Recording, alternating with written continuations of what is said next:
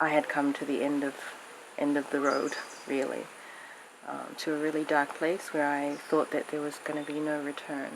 And I came to Samoa to end things, but instead I ended up beginning my life here. I guess as a symbol of that, I was in the plantation and I looked around me and I saw all the trees. In some fantastic way, I saw that they were, cheering me and there for me and supporting me. I felt all the trees around me and I wanted to feel alive again. That's when I saw the cocoa pods, and I guess it could have been any tree or any fruit, but it kind of came to me as a symbol. So the cocoa pods, the cocoa tree, that's what it was going to be. So this land is really, it's flowing through my blood. The soil of this land, the sweat of this land, and all the hard work that has gone before from my ancestors is here.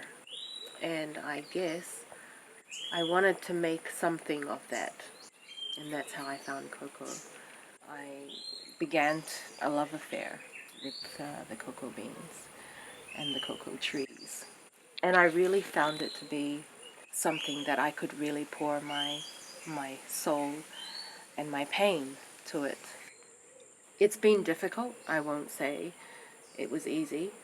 The journey has been most difficult when you are trying to impart your ideas and your beliefs and really try to inspire people in what you're doing by living it versus having a piece of paper that says you're certified organic, but you're not really living it. I've come here. This is the land of my ancestors, and I have a claim to it.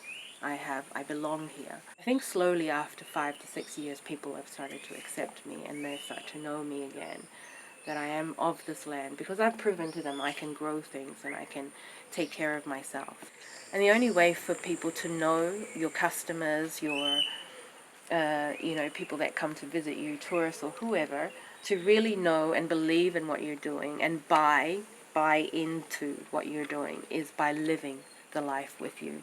And that's where the WWOOFers come in. WWOOFer stands for Worldwide Opportunities on Organic Farms. And I invited people from all over the world to come and stay. I live in a tiny house. It's very basic. The kitchen is bigger than anything else. We do have this shelter here in the plantation, in the middle of the plantation, where we host all of the tours that we've begun in 2016. Every tour is different, and it just keeps adding.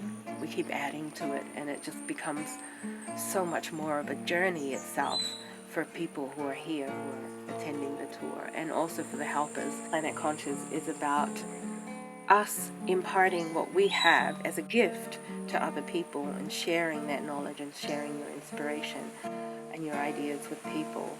And for me, I do that with food, and I do it with my writing, and I do it with growing cocoa and processing the cocoa, and then making chocolate and making chocolate is a very small part of this.